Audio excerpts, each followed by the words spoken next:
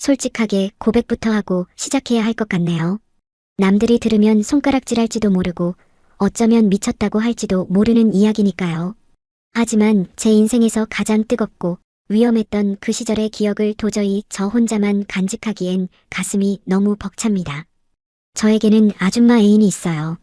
그것도 둘이나요. 믿기지 않으시죠? 저도 가끔은 꿈인가 싶을 때가 있거든요.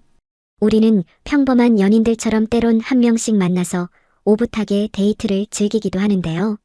운 좋게 서로 시간이 딱 맞아떨어지는 날이면 우리는 셋이서 그 누구보다 뜨겁고 좋은 시간을 보내는 사이예요.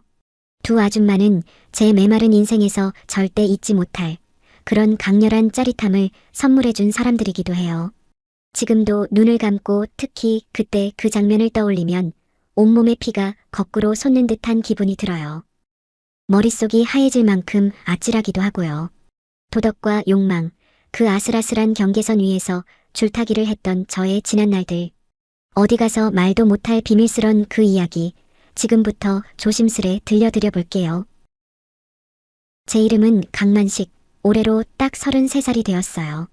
지방 국립대를 졸업하고 소위 말하는 인서울의 꿈을 안고 상경했을 때만 해도 제 인생은 장밋빛 미래로 가득 차 있을 줄 알았거든요. 고향 친구들은 술잔을 부딪히며 하나같이 말렸었죠. 야, 만식아. 아는 사람 하나 없고 집값은 살인적인 서울을 도대체 맨 땅에 헤딩하러 왜 가냐? 그냥 여기서 우리랑 같이 공무원 준비나 해. 하지만 그때의 저는 근거 없는 자신감으로 똘똘 뭉쳐 있었거든요. 야, 집 가?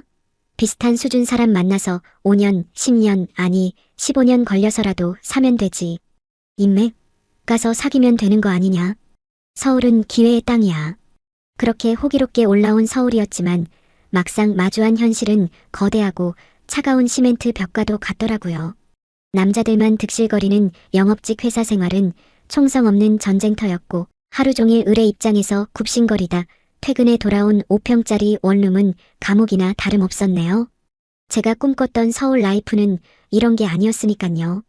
퇴근 후에 마음 맞는 사람 혹은 여자친구와 한강 둔치에 앉아 치맥도 하고 주말이면 근교로 드라이브도 가는 그런 워라밸 있는 삶을 원했거든요.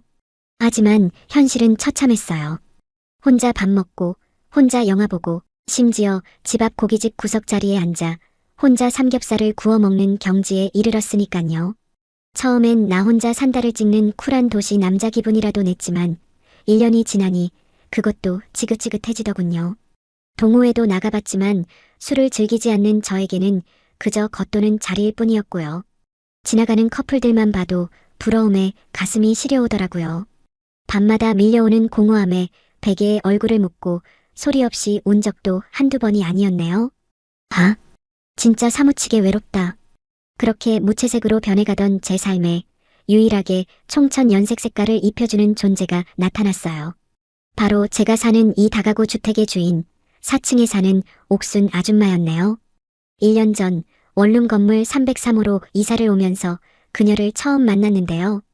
50대 초반이라고는 믿기지 않을 만큼 뽀얀 피부와 세련된 스타일을 가진 그녀는 계약하던 날부터 저를 묘한 눈빛으로 쳐다보곤 했죠. 마치 오랫동안 기다려온 선물을 뜯어보는 어린아이의 눈빛 같기도 했고 먹잇감을 탐색하는 맹수의 눈빛 같기도 했거든요. 총각, 혼자 살아? 고양이나 뭐 그런 거 안 키우고? 네, 혼자입니다. 어머, 잘됐네. 깔끔하게 생겨서 마음에 들어. 그녀는 남편과 사별하고 4층을 통으로 쓰며 혼자 지낸다고 하더군요.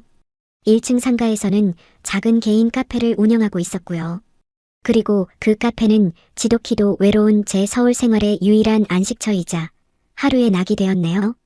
퇴근길, 지친 몸을 이끌고 골목길로 들어서면 어김없이 1층 카페의 은은한 조명이 저를 반겼어요. 딸랑 마이너스 하는 종소리와 함께 문을 열고 들어가면 카운터 뒤에 서 있던 옥순 아줌마가 세상에서 가장 환한 미소로 저를 맞아주곤 했죠. 어머, 만식 씨 왔어? 오늘 왜 이렇게 늦었어? 내가 얼마나 기다렸는데. 아, 오늘 거래처 미팅이 좀 길어졌어요. 따뜻한 카페라떼 한 잔만 주세요. 얼굴이 반쪽이네. 안쓰러워서 어떡해. 내가 우유 거품 듬뿍 올려서 진하게 타줄게. 여기 앉아있어. 그녀는 능숙한 솜씨로 커피 머신을 다뤘어요. 앞치마 끈을 허리에 질끈 동여맨 그녀의 뒷모습은 객관적으로 봐도 꽤 훌륭하더라고요. 꾸준히 운동을 하는지 군살 하나 없는 허리. 라인과 탄탄해 보이는 엉덩이는 웬만한 20대 아가씨들보다 훨씬 매력적이었거든요. 커피를 내리는 동안에도 그녀는 힐끔힐끔 저를 돌아보며 눈웃음을 쳤고요. 그 눈빛을 받을 때마다 제 심장이 쿵 하고 내려앉는 걸 느꼈네요. 솔직히 말하면 제가 원래 연상, 그것도 엄마 버린 아줌마들에게 이성적인 관심을 두는 편은 아니었어요. 하지만 옥순 씨는 달랐죠. 그녀에게서는 풋내 나는 여자들에게서 느낄 수 없는 노련함과 여유, 그리고 진한 여성미가 풍겼거든요. 무엇보다 저를 바라보는 그 노골적인 호감이 외로움에 굶주린 저를 미치게 만들었으니깐요. 라떼를 받아들고 카운터바에 앉으면 옥순 씨는 자연스럽게 맞은편에 턱을 괴고 앉아 저를 빤히 바라보곤 했어요. 만식 씨는 참 볼수록 매력 있어. 영업직이라 그런가? 말도 예쁘게 하고 옷태도 좋고. 에이, 사모님도 참. 저 그냥 평범한 회사원이에요. 사모님이야말로 오늘따라 더 예쁘신데요? 그 원피스 잘 어울려요. 정말? 어머, 얘 좀 봐. 사람 기분 좋게 하는 재주가 있다니까. 근데 사모님이 뭐야, 정없게. 그냥 편하게 누님이라고 하든지 아니면 옥순 씨라고 불러. 그녀는 제 손등을 스치듯 터치하며 까르르 웃음을 터뜨렸고요. 은은하게 풍겨오는 그녀의 향수 냄새와 따뜻한 커피 향이 섞여 묘한 분위기를 만들어냈죠. 그녀의 터치는 결코 우연이 아니었거든요.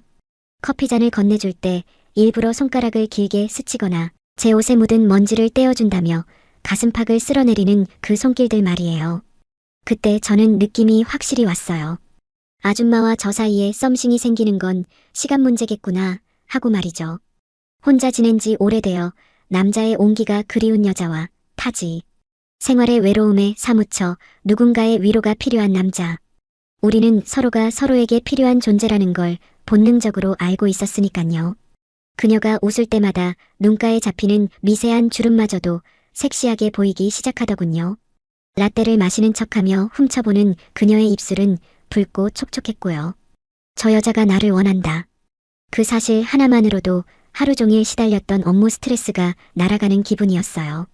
303호의 차가운 방으로 올라가기 싫을 만큼 1층 카페에서의 시간은 달콤하고 아찔했거든요. 그렇게 저는 매일 밤 라떼 한 잔을 핑계로 그녀의 늪에 조금씩 아주 깊숙이 빠져들고 있었네요. 그러던 어느 늦은 가을밤이었어요. 스산한 바람이 창틈을 비집고 들어와 좁은 방 안을 휘젓는데 도무지 잠이 오질 않더라고요. 넷플릭스를 켜봐도 눈에 들어오지 않고 침대 위를 뒹굴거리다 결국 답답함을 이기지 못해 밖으로 나섰네요.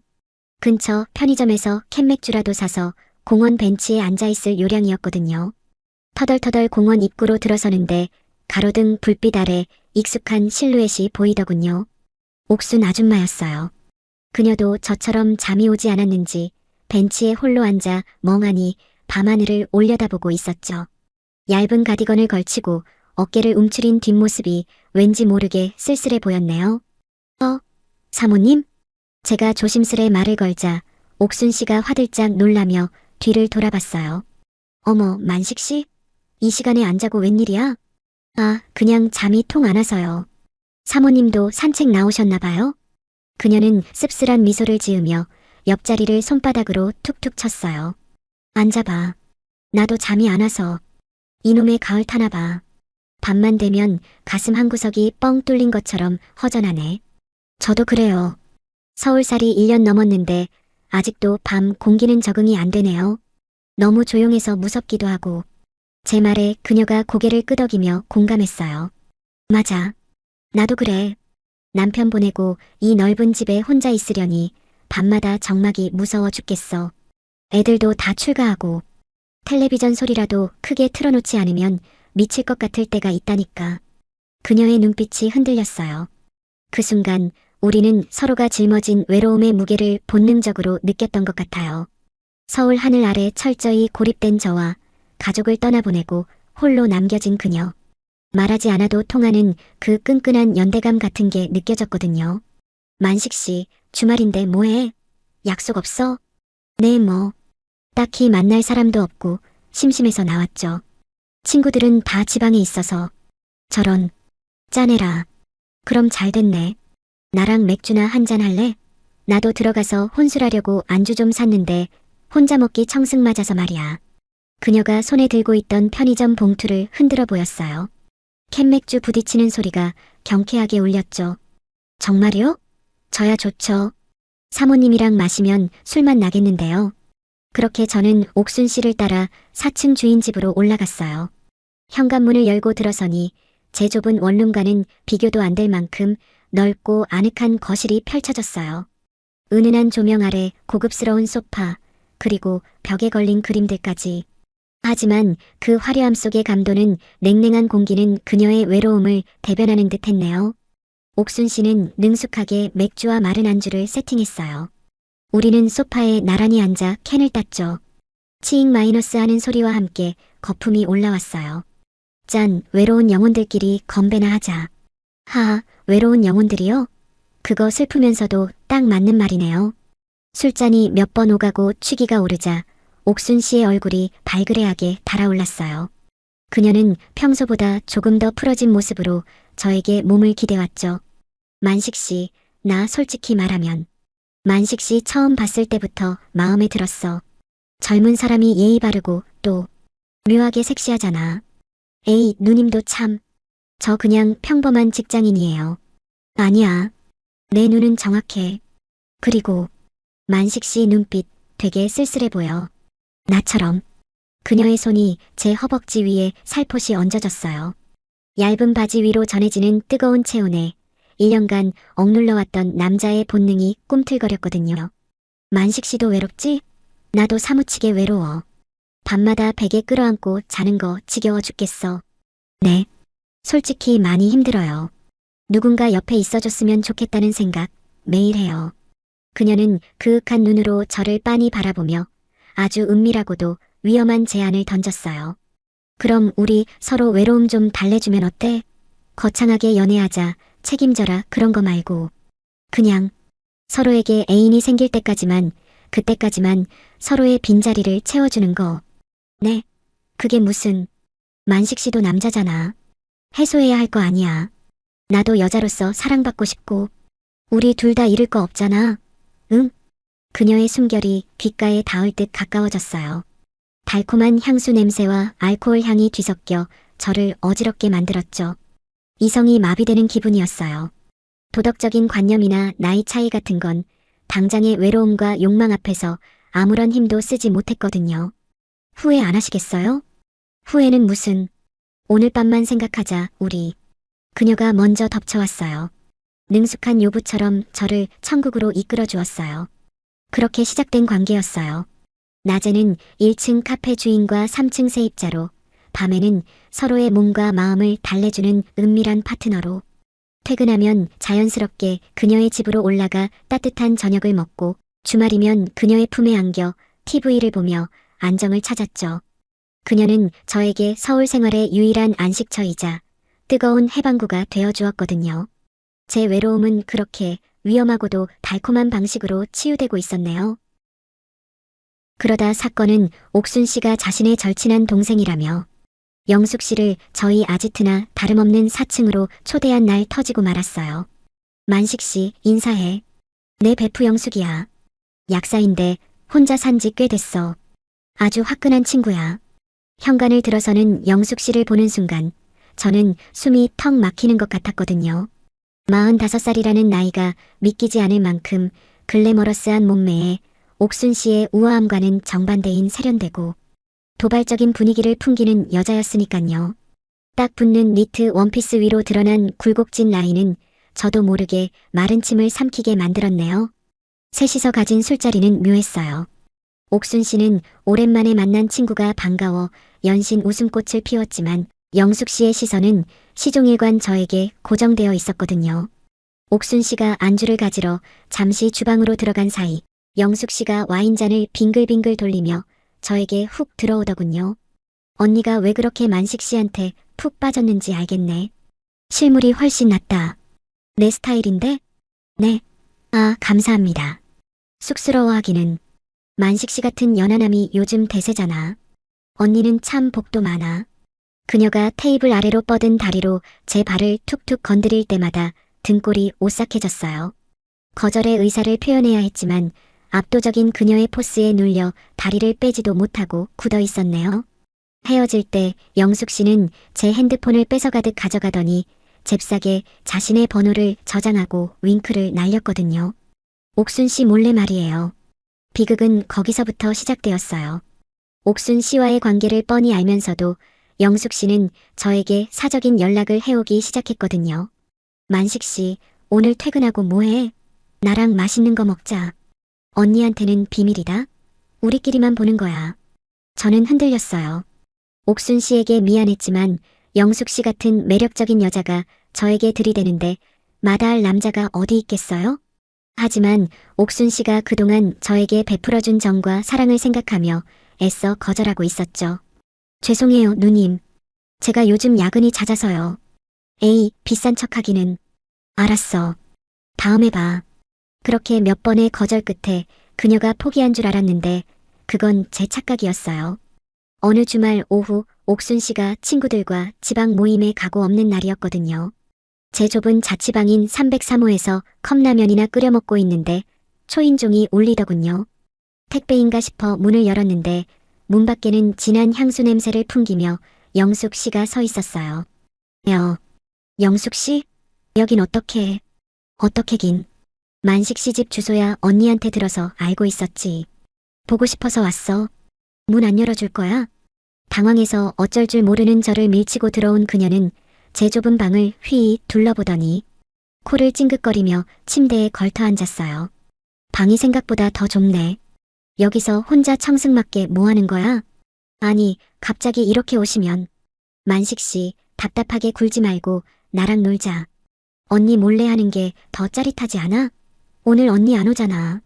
그녀의 도발적인 눈빛과 붉은 입술이 제 이성을 마비시켰어요.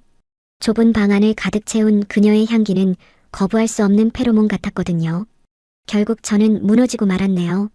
옥순 씨가 지방에서 모임을 갖고 있을 그 시각, 저는 그녀의 절친인 영숙 씨와 제 좁은 자취방 침대 위에서 넘지 말아야 할 선을 넘고 말았으니깐요.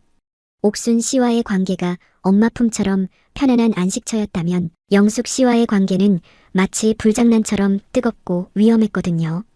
그날 이후 영숙 씨의 집착은 점점 심해졌어요. 밤낮을 가리지 않고 연락을 해오고 옥순 씨 몰래 만나는 횟수도 늘어났죠. 언니랑 그만하고 나한테 와. 내가 만식 씨 책임질게. 영숙 씨, 그래도 옥순 씨는. 답답해 정말. 나 만식 씨 진짜 사랑하는 것 같아. 이 좁은 방구석에서 궁상 떨지 말고 우리 집으로 들어와. 응? 내 아파트 방 하나 비워줄게. 월세도 안 내도 되고 내가 다 해줄게. 그녀의 제안은 정말 달콤했어요. 지긋지긋한 월세 걱정 없이 능력 있는 약사애인의 넓은 아파트에서 살 수 있다는 것. 그것은 고단한 서울 생활에 지친 저에게 거부하기 힘든 유혹이었으니깐요. 하지만 옥순 씨를 생각하면 가슴이 아려왔어요. 아무것도 가진 것 없는 저를 거두어주고 따뜻하게 보듬어준 그녀인데 배신할 수는 없다는 생각과 편하게 살고 싶다는 욕망 사이에서 저는 매일 밤 지옥을 오갔네요. 결국 저는 비겁한 선택을 하고 말았어요.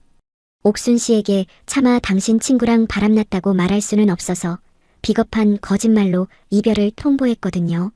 누님, 저 이제 그만하고 싶어요. 성격 차이도 좀 있는 것 같고 혼자만의 시간이 필요해요. 만식 씨, 갑자기 그게 무슨 소리야? 내가 뭐 잘못한 거 있어? 아니요, 그런 거 아니에요. 그냥 제가 아직 누굴 만날 준비가 안 된 것 같아요. 죄송해요. 눈물을 글썽이며 저를 잡는 옥순 씨의 손을 뿌리치는데 가슴이 찢어지는 듯 했어요. 그녀는 끝까지 제 탓은 안 하고 밥 잘 챙겨 먹으라는 말을 남기며 돌아서더군요. 그 뒷모습이 얼마나 작고 초라해 보이던지 저는 쥐구멍이라도 숨고 싶은 심정이었어요. 그렇게 저는 옥순 씨를 배신하고 도망치듯 짐을 싸서 영숙 씨의 집으로 들어갔어요. 지금 저는 영숙 씨와 함께 살고 있어요. 그녀는 약속대로 넓은 방을 내주었고 물질적으로 부족함 없이 저를 지원해주고 있네요. 몸은 편해졌고 경제적으로도 여유로워졌지만 행복하냐고 묻는다면 선뜻 대답하기가 어려워요. 가끔 밤에 혼자 깨어 있을 때면 4층 주인 집에서 옥순 씨와 함께 먹던 보글보글 끓는 된장찌개 냄새가 떠오르곤 하거든요. 저를 보며 환하게 웃어주던 그녀의 미소도요.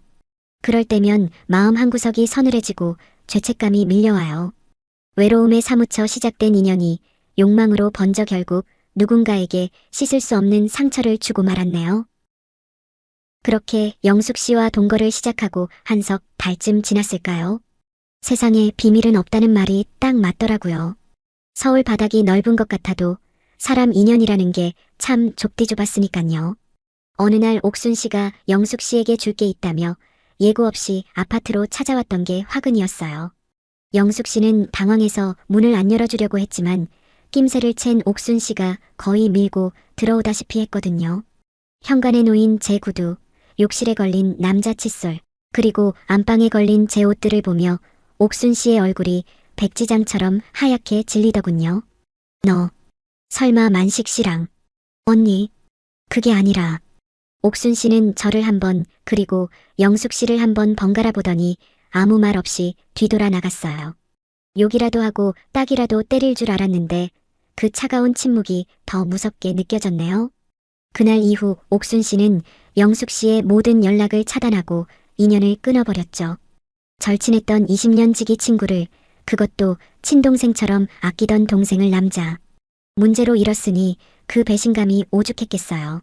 영숙 씨도 처음에는 저를 차지했다는 승리감에 취해 있었지만 시간이 지날수록 괴로워하더라고요. 밤마다 술에 취해 내가 언니한테 무슨 짓을 한 거지, 나 천벌 받으려니야 하며 자책하며 울기도 했고요. 저 역시 죄책감에 고개를 들 수가 없었거든요. 결국 영숙 씨는 옥순 씨의 카페로 매일같이 찾아가 빌기 시작했어요. 문전박대를 당하고 소금을 맞아도 굴하지 않고 무릎을 꿇고 용서를 구했죠. 언니, 내가 미친년이야. 때리면 맞을게. 제발 나버리지만 마. 하고 울면서 매달렸으니깐요. 지성이면 감천이라고 했던가요? 한 달을 넘게 그렇게 비니 마음 약한 옥순 씨도 결국엔 한숨을 푹 쉬며 문을 열어주더군요. 에휴, 이 화상아. 남자가 뭐라고 친구 등 뒤에 칼을 꽂니? 들어와서 커피나 마셔. 그렇게 두 사람은 눈물의 화해를 했어요. 옥순 씨는 저를 보고는 씁쓸하게 웃으며 만식 씨, 우리 영숙이 성격 보통 아니니까 고생 좀 할 거야. 그래도 책임져. 하며 쿨하게 용서해 주셨고요. 정말 대인배라는 생각이 들었네요. 그러던 와중에 더 놀라운 일이 생겼어요. 영숙 씨가 헛구역질을 하길래 병원에 갔더니 임신 5주 차라는 거예요. 40대 중반에 찾아온 기적 같은 아이였죠. 우리는 너무 놀라면서도 기뻐서 어쩔 줄 몰랐거든요. 영숙 씨는 노산이라 걱정했지만 저는 하늘이 주신 기회라고 생각하고 서둘러 결혼식을 잡았어요. 결혼식 당일 식장은 하객들로 북적였지만 제 눈에는 딱 한 사람만 들어오더라고요. 바로 옥순 씨였어요. 곱게 차려입고 하객석 앞줄에 앉아 우리를 바라보고 있었거든요. 신랑 입장을 하고 행진을 하는데 옥순 씨와 눈이 딱 마주쳤죠. 그녀는 눈가에 눈물이 맺힌 채로 하지만 환하게 웃으며 박수를 쳐주고 있었어요. 입모양으로 축하해, 잘 살아라고 말하는 것 같았네요. 식이 끝나고 사진 촬영을 할 때 옥순 씨가 다가와 제 손을 꼭 잡아주더라고요. 만식 씨, 우리 영숙이 눈에서 눈물 나게 하면 내가 가만 안 둬. 행복하게 잘 살아야 해. 알았지? 네, 누님. 정말 감사합니다. 그리고 죄송해요. 됐어. 다 지난 일인데 뭐.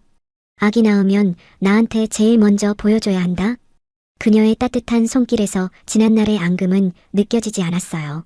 오히려 친정 누나처럼 혹은 어머니처럼 저와 영숙 씨의 앞날을 진심으로 축복해주고 있었으니깐요. 외로움에 사무쳐 시작된 서울살이가 두 아줌마를 만나 폭풍 같은 시기를 지나 결국 이렇게 정착하게 되었네요. 비록 과정은 순탄치 않았고 비겁한 순간들도 있었지만 지금 제 옆에는 사랑하는 아내 영숙 씨와 뱃속의 아이 그리고 든든한 누나 같은 옥순 씨가 있어 더 이상 외롭지 않거든요.